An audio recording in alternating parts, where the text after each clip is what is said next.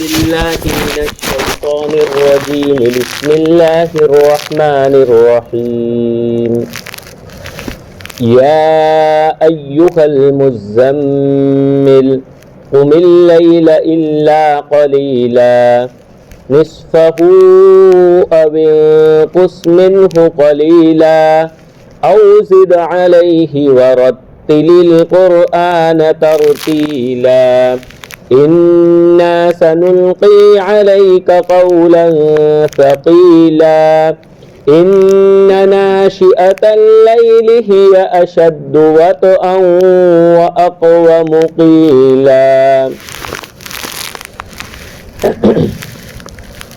شروع اللہ کے نام سے جو بڑا مہربان سب پر رحم کرنے والا ہے.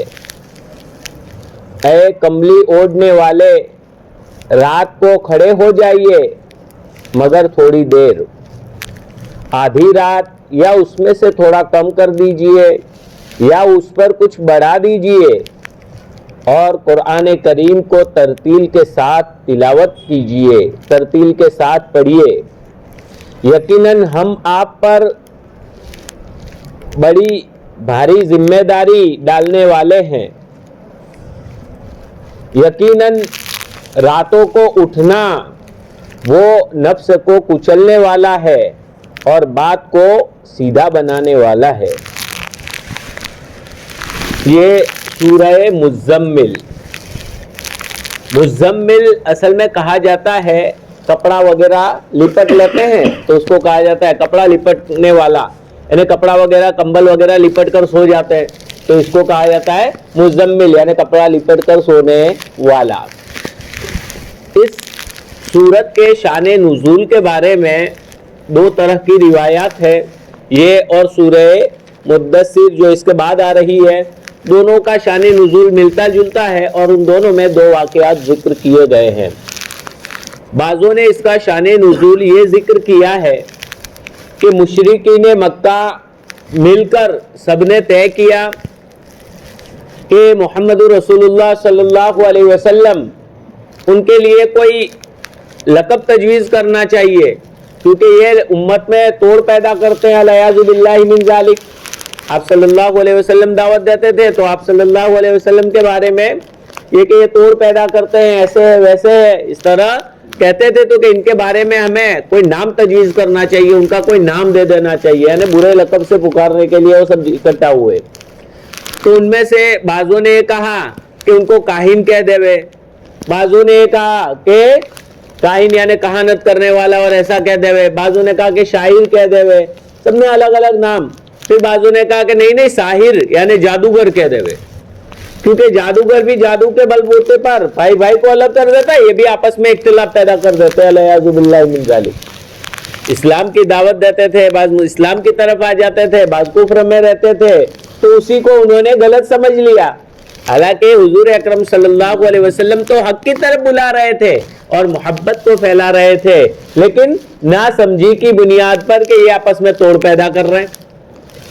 تو پھر جب انہوں نے جادوگر کا لقب سب نے مل کر طے کیا آپ صلی اللہ علیہ وسلم کے لیے، آپ صلی اللہ علیہ وسلم کو افسوس ہوا، آپ رنجیدہ ہوئے کہ میں اتنا اچھا دعوت کا کام کر رہا ہوں اور یہ کہ لوگوں کو جہنم سے بچا کر جنت کی طرف لے جا رہا ہوں اور یہ میرے لیے. تو آپ صلی اللہ علیہ وسلم افسوس کے مارے کمبل اوڑھ کر لپٹ کر سو گئے. ایک تو یہ واقعہ ذکر کیا جا رہا ہے. تو اللہ تبارک و تعالیٰ نے آپ کو مخاطب کرتے ہوئے فرمایا یا ایھا المزمل، اے کملی میں اوڑھنے والے، اے کملی اوڑھنے والے، کپڑوں میں لپٹنے والے. تو حضور اکرم صلی اللہ علیہ وسلم کو اس انداز سے پکارا. اور دوسرا یہ کہ چونکہ یہ سورت ابتدائی آیات میں سے ہے، اقرأ بسم ربک الذی خلق، یہ سب سے پہلے نازل ہوئی، پھر اس کے بعد ایک مدت تک یہ وحی کا سلسلہ موقوف رہا. آپ صلی اللہ علیہ وسلم بھی شروع میں وحی، اور وحی الہی قرآن کریم یہ کوئی معمولی کتاب نہیں ہے. جب حضور اکرم صلی اللہ علیہ وسلم پر یہ کلام نازل ہوتا تھا آپ پسینہ پسینہ ہو جاتے تھے، آپ بیٹھ جاتے تھے اور آپ پر اس طرح بوجھ محسوس ہوتا تھا. یہ قرآن کریم یہ بھاری ذمہ داری اور رب کا کلام ہے، اس کو برداشت کرنا ہر ایک کی طاقت نہیں ہے۔ حضرت زید ابن ثابت رضی اللہ تعالیٰ عنہ بیان فرماتے ہیں کہ ایک مرتبہ حضور اکرم صلی اللہ علیہ وسلم پر وحی نازل ہوئی، دراصل کہ آپ کی ران میری ران کے اوپر تھی، یعنی یہاں حضور اکرم صلی اللہ علیہ وسلم یہ زید ابن ثابت رضی اللہ تعالیٰ عنہ بیٹھے ہوئے تھے اور ران پر یوں ران رکھ کے یہاں ٹیک لگایا ہوا تھا اور حضور اکرم صلی اللہ علیہ وسلم پاس میں بیٹھے ہوئے تھے۔ وہی نازل ہوئی تو کہا کہ اتنا بوجھ ہوا کہ مجھے لگا کہ میری ران پھٹ جائے گی، اتنا بوجھ محسوس ہوا مجھے وحی الہی کا۔ گویا تو یہ وحی الہی کا بوجھ جب نازل ہوا اور جبریل امین حضور اکرم صلی اللہ علیہ وسلم کو غار حرا میں نظر آئے تھے، پھر اس کے بعد دوبارہ وہ فرشتے نظر آئے، تو حضور اکرم صلی اللہ علیہ وسلم ابتدا میں آئے اور آ کر اس بوجھ کی وجہ سے کمبل اوڑھ کر سو گئے، تو یہ وحی کی یہ آیات نازل ہوئی، یا ایھا المزمل، اے کملی میں لپٹنے والے، قم اللیل الا قلیلا، رات کو کھڑے رہیے، قیام کیجئے، رات میں نماز پڑھیے، تھوڑی دیر سو جایا کرے۔ جب پانچوں وقت کی نمازیں فرض نہیں تھی، معراج میں فرض ہوئی، اس سے پہلے تہجد کی نماز ان آیات کے ذریعے سے فرض کی تھی اللہ تبارک و تعالیٰ نے، کہ تہجد کی نماز پڑھنا یہ فرض، اور اس کا وقت بھی لمبا کر دیا کہ خالی تھوڑی دیر کے لیے نہیں بلکہ قم اللیل، رات کو کھڑے ہو جائیے مگر تھوڑی سی دیر۔ اب تھوڑی دیر یعنی کتنی دیر سو گئے؟ تو فرمایا نصفہ، آدھی رات۔ اب آپ کہو گے بھائی آدھی رات وہ تھوڑی کہاں سے ہوئی، وہ تو برابر ہو گئی۔ تو دیکھیے اصل میں رات تو مغرب سے غروب ہو جاتا ہے، تو مغرب عشاء وغیرہ جو وقت ہوتا ہے وہ تو آدمی جاگتا ہی ہے، تو اس کو چھوڑ کر باقی کی رات ہوئی تو پوری رات کے حساب سے دیکھیں گے تو آدھی رات، اور وہ وہاں باقی کی آدھی رات، تو وہ آدھی رات پوری رات کے مقابلے میں تو کم ہی حصہ ہے نا۔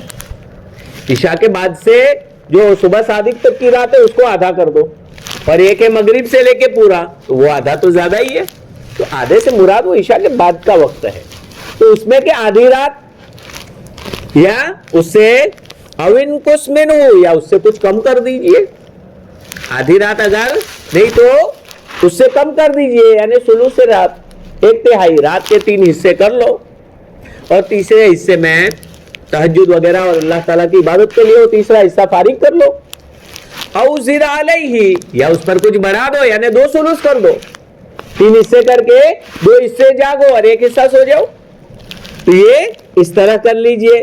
وَرَتِّلِ الْقُرْآنَ تَرْتِيلًا، اور قرآن کریم کو صاف صاف پڑھیے، ترتیل سے پڑھیے۔ ترتیل کہا جاتا ہے قرآن کریم کے ہر حرف کو اپنی جگہ سے ادا کرنا، جس کو مخرج کہا جاتا ہے، یعنی ہر حرف کو اپنے مخرج سے، اپنی جگہ سے، کہ بھائی سین کہاں سے ادا ہوگا، شین کہاں سے ادا ہوگا، صاد کہاں سے ادا ہوگا، عین کہاں سے، تو ہر حرف کو جہاں گلے کے بیچ میں سے عین نکلتا ہے، دونوں دانت ملا کر بیچ میں زبان لگانے سے سین نکلتا ہے، اور صاد بھی وہی سے، لیکن صاد کو منہ بھر کر پڑھا جاتا ہے، تو یہ ہر حرف کے اندر فرق کر کے مخارج کے ساتھ پڑھنا عربی زبان کی یہ خصوصیت ہے۔ آپ دنیا میں کوئی بھی زبان اٹھا کر دیکھ لو، چاہے انگلش ہی اتنی رائج زبان، اور کہتے ہیں کہ پوری ورلڈ میں فیمس زبان انگلش، لیکن جا کر بولو کہ بھائی اے کہاں سے نکلتا ہے، بی کہاں سے نکلتا ہے، سی کہاں سے نکلتا ہے، کسی کو کوئی پتہ نہیں، کوئی قوانین نہیں ہے، کوئی قاعدے قانون نہیں۔ گجراتی میں فلانا حرف کہاں سے، ک کہاں سے نکلتا ہے، کھ کہاں سے، کوئی قاعدہ قانون نہیں، اتنا کسی کو معلوم نہیں ہوگا۔ لیکن عربی میں جاؤ علماء کرام کے پاس، تجوید کے ماہرین کے پاس، کہ بھائی الف کہاں سے پڑھیں گے، الف کیسے ادا ہوگا، با کیسے ادا ہوگا، تا کیسے ادا ہوگا، پوری تختی کے حروف ایک ایک حرف کی جگہ تم کو بتلائیں گے کہ ہاں اس انداز سے ادا کیا جائے گا۔ تو گویا یہ اس طرح سے قرآن کریم کو ادا کرنا یہ ضروری ہے۔ قرآن کریم کو تجوید کے ساتھ اگر نہیں پڑھا گیا، ایک حرف کی جگہ دوسرا حرف پڑھ لیا، تو اس سے پورا معنی تبدیل ہو جاتا ہے، اور پورا معنی تبدیل ہو کر بعض دفعہ بھدا معنی ہو جاتا ہے، یعنی کفریہ، کہنے جا رہے ہیں اچھا اور ہو رہا ہے برا. جیسے الحمدللہ رب العالمین، ہا کے ساتھ ہے الحمدللہ، گلے میں سے نکالیں گے ہا کو. تمام تعریفیں اللہ کے لیے ہے جو عالمین کا، تمام جہانوں کا پالنہار ہے. کتنا اچھا معنی ہے، اللہ تعالیٰ کی تعریف ہوئی. اور اگر کوئی پڑھتا ہے الحمدللہ، ہاں چھوٹی ہا پڑھتا ہے، دوسری دو چشمی ہا، گلے میں سے نیچے سے الحمدللہ اس طرح پڑھتا ہے، الیاذ باللہ. تو الحمد کے معنی ہے پھٹے پرانے کپڑے. کتنا بھدا معنی ہو جائے گا. پھٹے پرانے کپڑے کس کے لیے؟ الیاذ باللہ. بول بھی نہیں سکتے اللہ تعالیٰ کے لیے ایسا. تو یہ کتنا معنی بدل جاتا ہے. بہت ساری جگہوں میں حروف کے بدلنے کی وجہ سے معنی پورا تبدیل ہو جاتا ہے. اسی لیے علماء کرام نے لکھا ہے کہ قرآن کریم کو تجوید کے ساتھ پڑھنا، جو بھی قرآن کریم پڑھے تو اس کے لیے تجوید کے ساتھ پڑھنا یہ فرض عین ہے. جیسے نماز فرض ہے، اسی طرح سے تجوید کا سیکھنا اور قرآن کو تجوید سے پڑھنا یہ فرض عین ہے. تجوید کے خلاف پڑھنا جائز نہیں ہے. اسی لیے قرآن کریم کو سیکھنے کا اہتمام کرنا چاہیے. قرآن کریم کو ہمیں علماء کرام کے پاس جا کر وقت نکالیں، تھوڑا سا اس کے لیے وقت نکالیں. پوری زندگی ہم کاروبار کے لیے، دنیا کے لیے اتنا گھومتے ہیں، کہیں سے بھی مل جائے کہ بھائی یہاں سے کچھ مل جائے گا تو چلو وہاں بھاگو. تو اپنے جس مقصد کے لیے آئے ہیں، اپنی آخرت کے لیے تھوڑا سا وقت نکال دیں. روزانہ بس آدھا گھنٹہ بھی کم از کم نکال دیں گے. کسی عالم کو کہہ کر کے بھائی آپ کے وقت کے مطابق میں آدھا گھنٹہ مجھے تجوید سکھائیے، تو کافی اگر پابندی کریں گے، محنت کریں گے تو بہت کم مدت میں آپ کا صحیح ہو جائے گا. جو لوگ قرآن پڑھنا جانتے ہیں لیکن تجوید نہیں جانتے وہ بھی، اور جو بالکل نہیں جانتے ان کو بھی سیکھنا چاہیے تاکہ تجوید کے ساتھ صحیح سے قرآن کریم پڑھے. نماز میں بھی ترتیل سے پڑھنا، تہجد میں بھی، یہاں تو تہجد کی بات چل رہی ہے. اس لیے قرآن کریم کو تجوید، مخارج حروف، کہاں وقف ہے، کہاں ٹھہرنا ہے، یہ ساری چیزوں کو جاننا، اور جان کر، اور اگر جانتا ہے عربی زبان تو اس کے معانی وغیرہ کو سمجھ کر پڑھنا، یہ بھی تجوید میں داخل ہے. اس لیے کہ ایک صحابی ایک آیت بار بار پڑھ رہے تھے، رو رہے تھے، بار بار پڑھ رہے تھے، رو رہے تھے. اللہ کے نبی صلی اللہ علیہ وسلم سے پوچھا گیا، کہا کہ یہی تو تجوید ہے. یعنی صحت کے ساتھ بھی پڑھ رہے تھے اور رو بھی رہے تھے. یہ قرآن کریم کو صحیح ڈھنگ سے پڑھنا. اس کے بعد اللہ تعالیٰ نے اگر کسی کو آواز اچھی دی ہے تو اپنی اچھی آواز میں اس کو مزین کرنا، یہ بھی تجوید میں داخل ہے. اپنی آواز میں دوسری چیزوں کو گنگناتے ہیں، ارے اس کے مقابلے میں قرآن کو گنگناؤ. تو یہ ابتدا میں جب تہجد فرض تھا اور اس میں قرآن کریم کو پڑھنا بھی، قرآن کریم کو لمبا لمبا جتنا ہو سکے لمبی آیتیں، لمبا قیام کرنا، یہ سب اس وقت فرض تھا. ابھی تہجد اس کے بعد فرض نہیں رہا لیکن سنت تو باقی ہے اور اس کے فضائل بھی بے شمار ہے. تہجد کی نماز اس کے کئی فوائد ہیں. دیکھیے یہاں پھر اللہ تبارک و تعالیٰ فرماتے ہیں اِنَّا سَنُلْقِي عَلَيْكَ قَوْلًا ثَقِيلًا، کہ ہم آپ پر بڑا بھاری بوجھ ڈالنے والے. بھاری بات یعنی احکامات، حلال حرام، یہ چیز حلال ہے، یہ چیز حرام ہے، قرآن کریم میں سب نازل ہوتا ہے. یہ چیز استعمال کی جائے، یہ استعمال نہ کی جائے، اس طرح سے یہ چیز کی جائے، اس طرح یہ چیز کی جائے، یہ کام کیا جائے، یہ کام نہ کیا جائے. تو یہ سارے کے سارے احکامات تاکہ ہم اے نبی آپ پر بھاری بوجھ ڈالنے والے. یہی قرآن کریم کا ایک بوجھ جو ڈالنے والے ہیں اللہ کے نبی صلی اللہ علیہ وسلم کو فرمایا. اس لیے آپ کو اس بوجھ کو برداشت کرنے کے لیے کمبل اوڑھ کر اس طرح گھبرا کر بیٹھ جانے سے کام نہیں چلے گا، تیار ہونا پڑے گا. اور تیار ہونے کے لیے تہجد کو ادا کرو. گویا تہجد کی نماز پڑھنے کی وجہ سے آدمی کا دل مضبوط بنتا ہے. آدمی مشقتوں کے برداشت کرنے کا عادی بنتا ہے اور آدمی کے اندر ایک صلاحیت پیدا ہوتی ہے اور وہ ہمت نہیں ہارتا، پست ہمت نہیں رہتا ہے، بلکہ اس کی ہمت بھی بڑھتی ہے تہجد کی نماز کی برکت سے۔ یہ ہے تہجد کے فضائل میں۔ اس لیے فرمایا، یا جوڑ علماء کرام نے، مفسرین کرام نے لکھا ہے کہ آگے فرمایا اِنَّا سَنُلْقِي عَلَيْكَ قَوْلًا ثَقِيلًا، ہم آپ پر بڑی بھاری بات ڈالنے والے ہیں۔ اور اس سے پہلے فرمایا کہ اب راتوں کو اٹھ کر تلاوت کیجئے، یعنی تہجد کی نماز میں قرآن پڑھیے۔ آگے فرمایا اِنَّ نَاشِئَةَ اللَّيْلِ، یقیناً راتوں کا اٹھنا، هِيَ أَشَدُّ وَطْئًا وَأَقْوَمُ قِيلًا، وہ نفس کو خوب کچلنے والا ہے اور بات کو بھی سیدھی نکالنے والا ہے۔ اس آیت کریمہ کی ایک تفسیر تو یہ کہ راتوں کو اٹھنا، یہ وطئن کا ایک معنی ہے موافق ہونا، گویا زبان، کان، دل، ان اعضاء کا موافق ہونا۔ قرآن کریم پڑھتے تو دھیان توجہ کے ساتھ، تو گویا تہجد کا وقت ہے، سکون والا وقت، شور شگافہ نہیں ہوتا اس وقت، لہذا آدمی کان بھی متوجہ رہیں گے، زبان بھی صحیح چلے گی اور دل بھی متوجہ، اور اللہ تعالیٰ سے لو لگا کر پڑھ سکتا ہے۔ اور وَأَقْوَمُ قِيلًا، اور بات بھی صحیح صحیح صحیح قرآن نکلے گا۔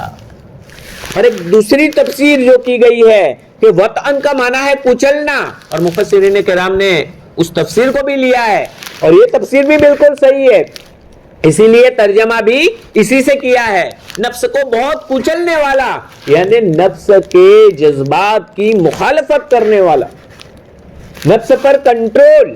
انسان کو جو گناہ کرواتا ہے نا ہم سب کو، یہ گناہ کون کرواتا ہے؟ نفس۔ شیطان سے بھی بڑا بھاری دشمن ہے نفس، اس لیے کہ ہم کو تو شیطان گمراہ کرتا ہے، لیکن شیطان کو خود کس نے گمراہ کیا؟ جبکہ وہ عبادات میں بہت آگے بڑھا ہوا تھا، اسی کو اسی کے نفس نے گمراہ کیا۔ تو نفس بڑا خطرناک ہے، کب سے کہاں سے کیا بنا دیتا ہے اور کیسے ذرا سی بات میں اندر بڑائی اور کبر پیدا کر دیتا ہے، تکبر پیدا کر دیتا ہے۔ اسی نفس کو سنوارنے کے لیے اور اسی نفس کو صحیح کرنے کے لیے ہمیں ضرورت ہے کہ ہم تہجد کی پابندی کریں۔ تہجد کی اگر پابندی کریں گے تو ہمارا نفس سنورے گا اور اس کی وجہ سے بات کرنے کی صلاحیت بھی ہمارے اندر پیدا ہوگی، ہمارے اندر اس کی برکت سے بات کرنے کی، صحیح ڈھنگ سے بات کو نکالنے کی صلاحیت بھی پیدا ہوگی، گویا زبان صحیح چلے گی۔ تہجد گزار آدمی ہوگا، اس کی زبان صحیح چلے گی۔ ایک روایت کے اندر اللہ کے نبی صلی اللہ علیہ وسلم نے تہجد کے 4 فائدے ذکر کیے فرمائے ہیں۔ یہاں ایک تو ذکر ہو گیا، 2 فائدے تو کہ بھائی دل بھی صحیح ہو جائے گا، نفس صحیح ہو جائے گا اور زبان بھی صحیح ہو جائے گی۔ اور ایک حدیث کے اندر 4 فائدے ذکر کیے ہیں، وہ 4 فائدے آپ کو سنا دو تاکہ تہجد پڑھنے کا ایک شوق پیدا ہو جائے، ہم لوگوں پابندی ہو جائے۔ پہلا فائدہ، انہا دعب الصالحین، یہ نیک لوگوں کا طریقہ ہے۔ تم سے پہلے والے جو نیک لوگ تھے ان کا طریقہ ہے یہ تہجد۔ گویا اگر نیک بننا ہے، اللہ والے بننا ہے، قرآن میں بھی بشارتیں ہیں، متقین کے لیے، پرہیزگاروں کے لیے جنت ہے، نیک لوگوں کے لیے ہے، لعبادی الصالحین، میں نے جنت کو تیار کیا ہے، اور جنت میں ایسی ایسی نعمتیں جو آنکھ نے دیکھی نہیں، کان نے سنی نہیں اور کسی دل پر گزری نہیں، ایسی نعمتیں میں نے تیار کر رکھی ہے۔ کس کے لیے؟ میرے عبادی الصالحین، یعنی نیک بندوں کے لیے۔ اور وہ نیک بندوں کا طریقہ کیا؟ تہجد کرنا۔ گویا ہمیں بھی نیک بندہ بننا ہے اور اس کا مستحق بننا ہے تو تہجد کی عادت بنانی پڑے گی۔ پہلا فائدہ، 2 تو ہو گئی، یوں سمجھو تو تیسرا اور یہ حدیث کا پہلا، 4 میں سے۔ دوسرا فائدہ کہ تہجد کی پابندی آدمی جو کرتا ہے تو تہجد کی پابندی کرنے کی وجہ سے آدمی کے گناہ معاف ہو جاتے ہیں۔ آدمی کے گناہ معاف ہو جاتے ہیں. بڑی بات ہے بھائی, گناہ معاف کروانے والا ہے تہجد. تو یہ تہجد کا دوسرا فائدہ ہے. تیسرا فائدہ تہجد کا یہ ہے کہ آئندہ گناہوں سے بچنے کی توفیق بھی ملتی ہے. اور ایک اور حدیث کے اندر ایک چوتھا فائدہ بھی ذکر کیا ہے کہ تہجد کی پابندی کرنے سے آدمی کی بیماریاں دور ہوتی ہیں.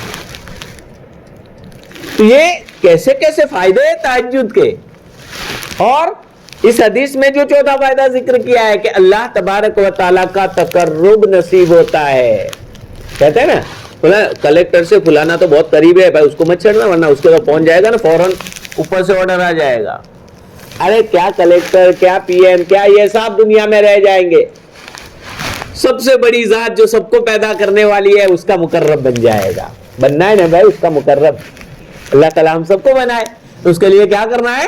تہجد کی پابندی طے کر لے کہ کچھ بھی ہو جائے تہجد پڑھنا ہے.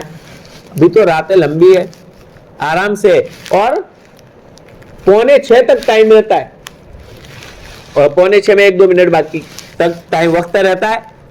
تو آدمی 5 بجے بھی اٹھ جائے تو آرام سے وضو کر کے تہجد 2 رکعت, 4 رکعت, 6 رکعت, 8 رکعت, 12 رکعت جو بھی مل جاوے. آپ صلی اللہ علیہ وسلم کا معمول تھا 8 رکعت پابندی سے پڑھتے تھے, کبھی زیادہ بھی پڑھ لیتے تھے.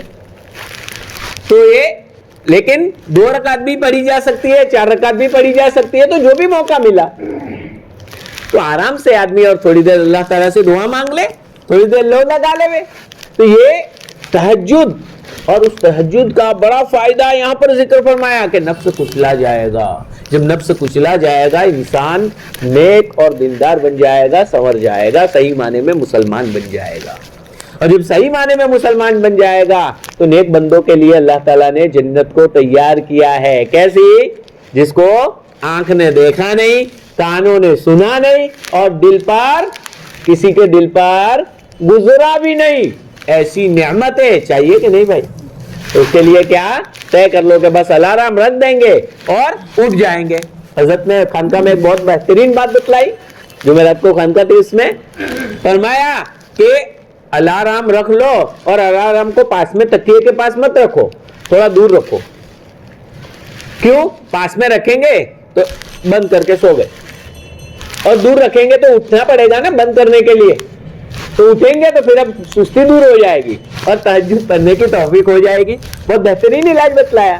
اللہ تبارک و تعالی ہم سب کو تہجد گزار بنائے اور تہجد کی پابندی کرنے کی توفیق عنایت فرمائے.